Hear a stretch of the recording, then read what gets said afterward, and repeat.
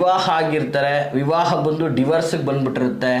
So ಕಾನೂನು ಪ್ರಕಾರ ಹುಡುಗನಿಗೆ ವಿವಾಹ ವಿಚ್ಛೇದನ ಒಳಗಾಗಬೇಕು. ಅದನ್ನು ಬರೀ ಅಡೆತಡೆ ಆಗ್ತಾ ಇರುತ್ತೆ. ಹುಡುಗಿ ಒಪ್ಪಿದ್ರೆ ಹುಡುಗ ಒಪ್ಪಲ್ಲ, ಹುಡುಗ ಒಪ್ಪಿದ್ರೆ ಹುಡುಗಿ ಒಪ್ಪಲ್ಲ. ನ್ಯಾಯವಾಗಿದ್ದೀರಾ, ನಿಮ್ಮ ಕಡೆ ನ್ಯಾಯ ಇದೆ, ನಿಮ್ಮ ಕಡೆ ಧರ್ಮ ಇದೆ ಅಂದರೂ ಕೂಡ ನಿಮಗೆ ಪ್ರಾಮಾಣಿಕ ನ್ಯಾಯ ಸಿಗ್ತಾ ಇರೋದಿಲ್ಲ. ಈ ಕಡೆಗೆ ದುಡ್ಡು ಹೋಗ್ತಾ ಇದೆ, ಮನಸ್ಸಿಗೆ ಶಾಂತಿ ಇಲ್ಲ, ಬರೀ ಅಲೆದಾಟ ಆಗುವಂಥ ಪರಿಸ್ಥಿತಿ ಆಗ್ತಾ ಇದೆ.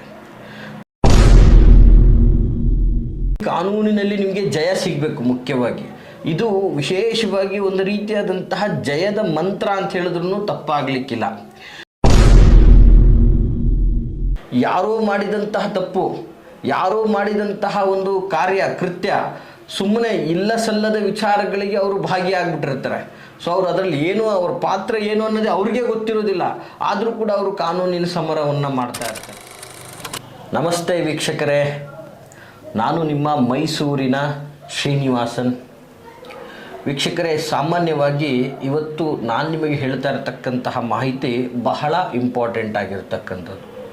ನೋಡಿ, ಈ ಮಾಹಿತಿಯಲ್ಲಿ ದಿನನಿತ್ಯ ಕೆಲವೊಂದಷ್ಟು ಸಂಕಷ್ಟಗಳಿಗೆ ಸಿಗಾಕಿ ಕಾನೂನಿನ ಹೋರಾಟಗಳನ್ನು ನಡೆಸ್ತಾ ಇರತಕ್ಕಂತಹ ಎಷ್ಟೋ ಜನಗಳಿಗೆ ಸಂಬಂಧಪಟ್ಟಂತಹ ಕಾರ್ಯ. ಸೊ ಇದು ನಿಮ್ಮ ಜೀವನದಲ್ಲಿ ಮುಂಬರುವ ದಿನಗಳಲ್ಲಿ ಬರಬಹುದು, ಬರದೇನೂ ಇರಬಹುದು. ಬಟ್ ಈ ವಿಚಾರಗಳ ಬಗ್ಗೆ ತಿಳ್ಕೊಳ್ಳುವಂಥದ್ದು, ತಿಳುವಳಿಕೆ ಇಟ್ಕೊಳ್ಳತಕ್ಕಂಥದ್ದು ಸಾಮಾನ್ಯ ಜನರ ಕರ್ತವ್ಯ ಆಗಿರ್ತದೆ. ಹಾಗಾಗಿ ವೀಕ್ಷಕರೇ, ಈ ಒಂದು ವಿಡಿಯೋನ ಸ್ಕಿಪ್ ಮಾಡದೆ ಸಂಪೂರ್ಣವಾಗಿ ನೋಡಿ ಅಂತ ಹೇಳಕ್ಕೆ ಇಷ್ಟಪಡ್ತೀನಿ. ಮೊದಲನೇದಾಗಿ ವೀಕ್ಷಕರೇ, ಈ ಒಂದು ಮಾಹಿತಿ ಏನಪ್ಪ ಅಂತಂದರೆ, ಇವತ್ತೊಂದು ದಿನ ನಿಮ್ಮ ಜಾಗ, ಜಮೀನು, ಆಸ್ತಿ ಪಾಸ್ತಿ ವಿಚಾರ, ಯಾವುದೋ ವಿಚಾರಗಳಲ್ಲಿ ನಿಮ್ಮ ಮೇಲೆ ಯಾವುದೇ ಥರದ ವ್ಯಾಜ್ಯಗಳು ಬಂದಿದ್ದರೆ, ಸಾಮಾನ್ಯವಾಗಿ ಕೋರ್ಟ್ ಕಚೇರಿಗಳಿಗೆ ಅಲೆದಾಡ್ತಾ ಇದ್ದರೆ ನೀವು ಇವತ್ತು ಸಾಮಾನ್ಯವಾಗಿ ಏನಾಗ್ತದೆ, ಕಾನೂನಾತ್ಮಕವಾಗಿ ಇವತ್ತು ಯಾವುದೋ ಕೆಲವು ಕಿರಿಕಿರಿ ಜಗಳ, ಮನೆ ಗೊಂದಲ ಅಥವಾ ಹೊರಗಿನ ಪಿಡುಗುಗಳಿಂದ ನೀವು ಜಗಳ ಜಂಜಾಟಗಳನ್ನು ಆಡಿ ಪೊಲೀಸ್ ಠಾಣೆ ಮೆಟ್ಟಲನ್ನು ಹೇರಿ ಕಾನೂನಿನ ಒಂದು ವ್ಯವಸ್ಥೆಗೆ ಹೋಗಿರ್ತೀರ.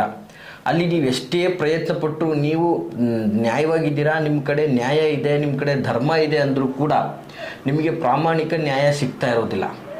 ಏನಾಗ್ತಾ ಇರುತ್ತೆ, ಪ್ರತಿ ಸಲ ಬಂದಾಗಲೂ ಕೂಡ ನಿಮ್ಮ ಒಂದು ಸಮಯವನ್ನು ಮುಂದೂಡುವಂತಹ ಪ್ರಯತ್ನ ಆಗ್ತಾ ಇರುತ್ತೆ.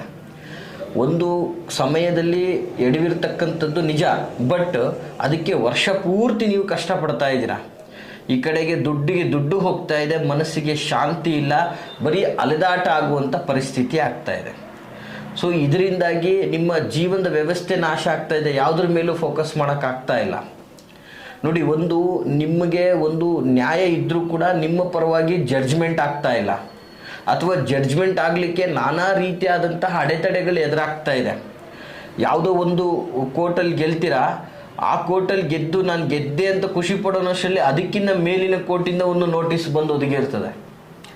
ಹೀಗೆ ಕಾನೂನಿನ ಸಮರಗಳು ನಿರಂತರವಾಗಿ ನಡೀತಾ ಇದೆ ನಿಮ್ಮ ಜೀವನದಲ್ಲಿ ಅಂತ ಅಂದರೆ ಯಾವ್ಯಾವ ರೀತಿಗಳಲ್ಲಿ? ಸಾಮಾನ್ಯವಾಗಿ ನೋಡಿ, ಕೆಲವೊಂದು ಬಾರಿ ವಿವಾಹ ಆಗಿರ್ತಾರೆ, ವಿವಾಹ ಬಂದು ಡಿವೋರ್ಸ್ಗೆ ಬಂದ್ಬಿಟ್ಟಿರುತ್ತೆ. ಸೊ ಕಾನೂನು ಪ್ರಕಾರ ಹುಡುಗನಿಗೆ ವಿವಾಹ ವಿಚ್ಛೇದನ ಒಳಗಾಗಬೇಕು. ಅದನ್ನು ಬರೀ ಅಡೆತಡೆ ಆಗ್ತಾ ಇರುತ್ತೆ. ಹುಡುಗಿ ಒಪ್ಪಿದ್ರೆ ಹುಡುಗ ಒಪ್ಪಲ್ಲ, ಹುಡುಗ ಒಪ್ಪಿದ್ರೆ ಹುಡುಗಿ ಒಪ್ಪಲ್ಲ. ಈ ಒಂದು ವ್ಯವಸ್ಥೆಯಲ್ಲಿ ಮಧ್ಯದಲ್ಲಿರ್ತಕ್ಕಂಥವರು ಒಂದಷ್ಟು ಕುತಂತ್ರಗಳಿಂದಾಗಿ ಬರೀ ಸೆಷನ್ಗಳೇ ನಡೀತಾ ಇರ್ತದೆ ಹೊರತು ನಿಮಗೆ ಯಾವುದೇ ಥರದ ರಿಸಲ್ಟನ್ನು ಸಿಗ್ತಾ ಇರಲ್ಲ. ಅದು ಒಂದು ಕಡೆ ಆದರೆ, ಇವತ್ತು ನಿಮ್ಮ ಆಸ್ತಿಯನ್ನು ಏನೋ ಮಾರ್ಲಿಕ್ಕೆ ಹೋಗಿರ್ತೀರಾ, ಆ ಸಂದರ್ಭಗಳಲ್ಲಿ ತೆಗೆದುಕೊಂಡಂಥ ವ್ಯಕ್ತಿ ಮಧ್ಯದಲ್ಲೇ ಏನೋ ಒಂದು ಕಿರಿಕಿರಿ ಮಾಡಿರ್ತಾನೆ, ನಿಮಗೆ ಕೊಡಬೇಕಾಗಿರೋದು ಸಂಪೂರ್ಣವಾಗಿ ಕೊಟ್ಟಿರೋದಿಲ್ಲ. ಸೊ ಆದರೂ ಅದು ನಂದು ಅಂತ ಪ್ರತಿಪಾದಿಸ್ತಾ ಇರ್ತಾನೆ. ಈ ಒಂದು ವಿಷಯದಲ್ಲಿ ನೀವು ಕಾನೂನಿನ ಮೆಟ್ಟಲನ್ನು ಹೇರಿರ್ತೀರಾ. ಇಂತಹ ಸಂದರ್ಭಗಳಲ್ಲೂ ಕೂಡ ನಿಮಗೆ ಸಿಗಬೇಕಾದಂಥ ಪ್ರಾಮಾಣಿಕ ವ್ಯವಸ್ಥೆ ನಿಮಗೆ ಸಿಗ್ತಾ ಇರೋದಿಲ್ಲ. ಹಾಗೆ ಕೆಲವೊಂದು ಬಾರಿ ಚೆಕ್ ಬೌನ್ಸ್ ಕೇಸ್ಗಳು, ಸಾಲ ಸೂಲಾದಿ ವ್ಯವಹಾರಗಳಿಂದ ಸಿಗಾಕೊಂಡಿರ್ತೀರ. ಸೊ ಹೀಗೆ ಆಮೇಲೆ 108 ರೀತಿಯಲ್ಲಿ ಪಾಲುದಾರಿಕೆಯ ವ್ಯವಸ್ಥೆ, ನಿಮ್ಮ ವ್ಯಾಪಾರ ವ್ಯವಹಾರ ವಹಿವಾಟುಗಳಿಂದಾಗಿ ಕೆಲವೊಂದಷ್ಟು ಆಗಿರ್ತಕ್ಕಂತಹ ತೊಂದರೆಗಳಿಂದ ಕಾನೂನಿನ ವ್ಯವಸ್ಥೆಗೆ ಹೋಗಿರ್ತೀರ. ಈ ಎಲ್ಲ ಥರ ವ್ಯವಸ್ಥೆಗಳಿಂದ ಹೋಗಿದ್ರು ಕೂಡ, ಮತ್ತು ಕೆಲವೊಂದು ಬಾರಿ ನೋಡಿ, ಈ ಸರ್ಕಾರಿ ಅಧಿಕಾರಿಗಳಿಗೂ ಈ ಒಂದು ಕೋರ್ಟ್ಗೂ ಒಂದರ ಆಜನ್ಮ ನಂಟಿದ್ದಂಗೆ ಇದ್ಬಿಡುತ್ತೆ. ಪಾಪ ಅವರು ರಿಟೈರ್ಡ್ ಆದರೂ ಕೂಡ, ಅವ್ರ ಲೈಫಲ್ಲಿ ರಿಟೈರ್ಡ್ ಆದರೂ ಕೂಡ ಅವ್ರಿಗೆ ಈ ಕೋರ್ಟ್ ಗಲಿಯುವಂತಹ ತಲೆನೋವು ಇನ್ನೂ ಮುಗ್ದಿರೋದಿಲ್ಲ. ಅವ್ರದ್ದೆಲ್ಲ ಸಮಸ್ಯೆ. ಬರೀ ಸುಮ್ಮನೆ ಕೋರ್ಟಿಗೆ ಅಲ್ದಾಡುವಂಥದ್ದಾಗಿರ್ತದೆ. ಹೀಗೆ ಕಾನೂನಿಗೆ ಆತ್ಮಕವಾದಂತಹ ನಾನಾ ರೀತಿಯಾದಂತಹ ಸಂಕಷ್ಟಗಳನ್ನು ಯಾರೆಲ್ಲ ಅನುಭವಿಸ್ತಾ ಇದ್ದೀರಾ, ನಿಮಗೆ ಈ ಕಾನೂನಿನಲ್ಲಿ ನಿಮಗೆ ಜಯ ಸಿಗಬೇಕು. ಮುಖ್ಯವಾಗಿ ಇದು ವಿಶೇಷವಾಗಿ ಒಂದು ರೀತಿಯಾದಂತಹ ಜಯದ ಮಂತ್ರ ಅಂತ ಹೇಳಿದ್ರೂ ತಪ್ಪಾಗಲಿಕ್ಕಿಲ್ಲ. ನೀವು ಹೋಗುವಂಥ ಅಥವಾ ನೀವು ಮಾಡುವಂತಹ ಕಾನೂನಾತ್ಮಕವಾದಂತಹ ಕೇಸಲ್ಲಿ ನಿಮಗೆ ಜಯ ಸಿಗಬೇಕು. ಆ ಜಯ ಸಾತ್ವಿಕವಾಗಿರಬೇಕು.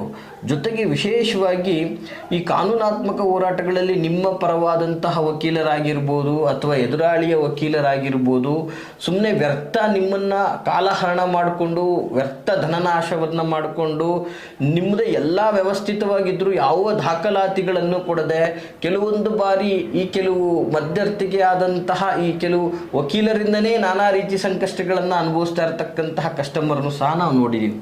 ಹೀಗೆ ಉದಾಹರಣೆ ಹೇಳ್ಬೇಕಂತಂದರೆ, ಗುರುಗಳೇ ನಮ್ಮದು ಸಣ್ಣ ಸಮಸ್ಯೆ ಅಷ್ಟೇ, ನಮಗೊಂದು ಸರ್ಟಿಫಿಕೇಟ್ ಬೇಕಾಗಿತ್ತು, ದಾಂಪತ್ಯ ಸರ್ಟಿಫಿಕೇಟೋ ಅಥವಾ ನಾವು ಒಂದು ಜಮೀನು ರೈತರಾಗಿ ಒಂದು ವ್ಯವಸ್ಥಿತವಾಗಿ ಕಾರ್ಯ ಮಾಡ್ತಾ ಇದ್ದೀವಿ, ಅದಕ್ಕೊಂದು ಕೃಷಿ ಹೊಂಡ ಮಾಡಿ ಈ ಥರ ಮಾಡಿದ್ದೀವಿ ಅಂತ ಒಂದು ಅಫಿಡವಿಟ್ ಬೇಕಾಗಿತ್ತು. ಇದಕ್ಕೆಲ್ಲದಕ್ಕೂ ಸುಮ್ಮನೆ ಬರೀ ವ್ಯರ್ಥ ನಮ್ಗೆ ಅಲ್ದಾಡಿಸ್ತಾ ಇದ್ದಾರೆ. ಜೊತೆಗೆ ನಾವು ಮಾಡ್ತಾ ಇರತಕ್ಕಂತಹ ತಪ್ಪಿಗೆ ನಮ್ಮ ಮೇಲೆ ಅಪವಾದನೆಗಳನ್ನೆಲ್ಲ ತಂದಿಟ್ಟು ನಾವು ಕಾನೂನಿಗೆ ನಿತ್ಯ ಹೋರಾಡುವಂತಹ ಪರಿಸ್ಥಿತಿ ಆಗಿದೆ, ಅಲೆದಾಡುವಂತಹ ಪರಿಸ್ಥಿತಿ ಆಗಿದೆ. ಕೆಲವೊಬ್ಬರ ಪರಿಸ್ಥಿತಿ ಹೇಳಲಿಕ್ಕೆ ಚಿಂತಾಜನಕ ಆಗ್ತದೆ.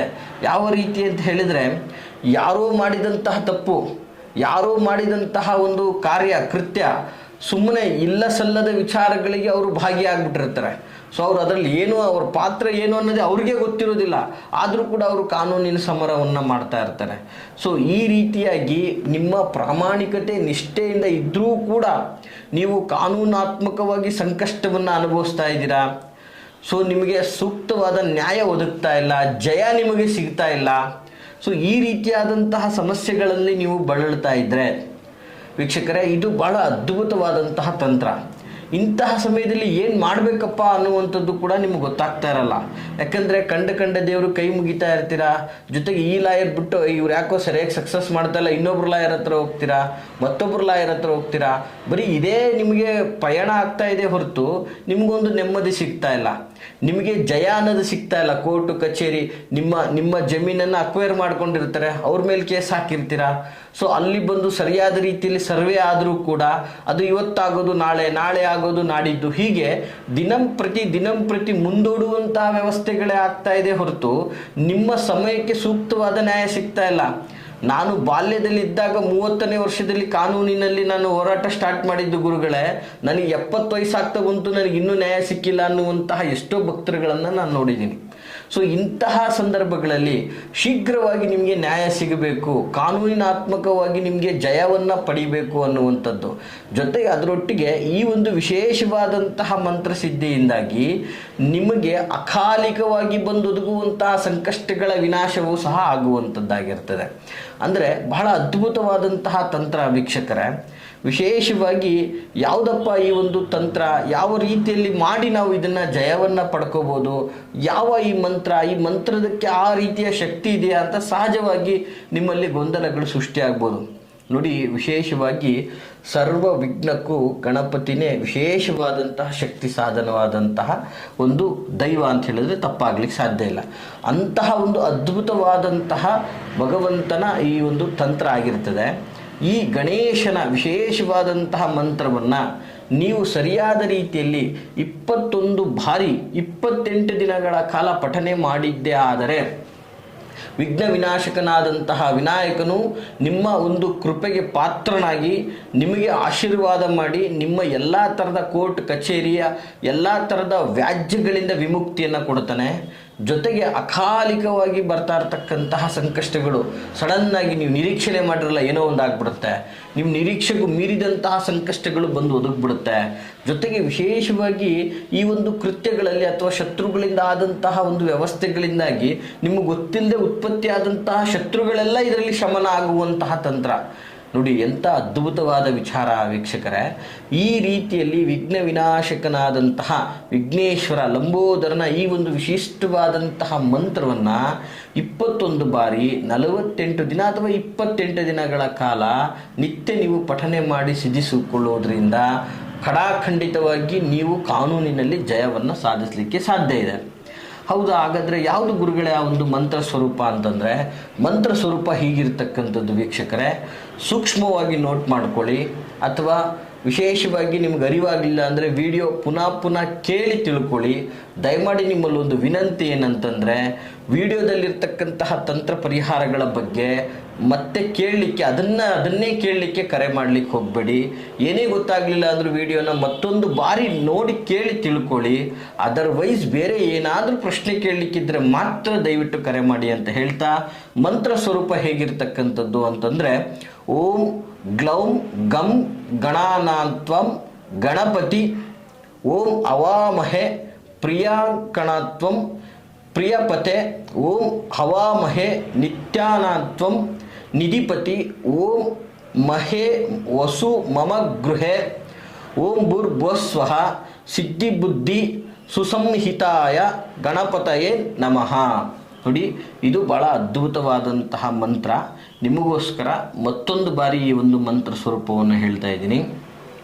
ಓಂ ಗ್ಲೌಂ ಗಂ ಗಣಾನಾತ್ವಂ ಗಣಪತಿ ಓಂ ಹವಾಮಹೆ ಪ್ರಿಯಕಣಾತ್ವಂ ಪ್ರಿಯಪತಿ ಓಂ ಹವಾಮಹೆ ನಿಧಿನಾತ್ಯಂ ನಿಧಿಪತಿ ಓಂ ಮಹೇ ವಸು ಮಹಾ ಗೃಹೆ ಓಂ ಭೂರ್ಭುವಸ್ವಃ ಸಿದ್ಧಿಬುದ್ಧಿ ಸಂಹಿತಾಯ ಮಹಾಗಣಪತಯೇ ನಮಃ.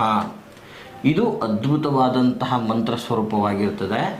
ಈ ಗಣೇಶನ ಮಂತ್ರವನ್ನು ನೀವು 21 ಬಾರಿ 48 ದಿನ ಅಥವಾ 28 ದಿನ ಕ್ರಮಬದ್ಧವಾಗಿ ಪಠಣೆಯನ್ನು ಮಾಡುವುದರಿಂದ ಈ ಮಂತ್ರ ಸಿದ್ಧಿಸುವಂಥದ್ದು. ಇದರಿಂದ ನೀವು ಹೋಗುವಂತಹ ಕಾರ್ಯದಲ್ಲಿ ಜಯ, ಮಾಡುವಂತಹ ವ್ಯವಸ್ಥಿತವಾದ ಕಾರ್ಯಗಳಲ್ಲಿ ಅದ್ಭುತವಾದಂತಹ ಯಶಸ್ಸು, ಕಾನೂನಾತ್ಮಕ ವಿಚಾರಗಳಲ್ಲಿ ಜಯ, ಸಕ್ಸಸ್ಸು ನಿಮ್ಮ ಪಾಲಿಗೆ ಸಿಗ್ತದೆ. ಜೊತೆಗೆ ಅಕಾಲಿಕವಾಗಿ ಬಂದೊದಗುವಂತಹ ಕಂಟಕಗಳು, ಅಪಘಾತಗಳಿಂದ ಮುಕ್ತಿ ಸಿಗ್ತದೆ. ನಿಮ್ಮಲ್ಲಿರ್ತಕ್ಕಂತಹ ಗುಪ್ತ ಶತ್ರುಗಳ ನಾಶ ಆಗ್ತದೆ ಅಂತ ಹೇಳಲಿಕ್ಕೆ ಇಚ್ಛೆಪಡ್ತೀನಿ ವೀಕ್ಷಕರೇ.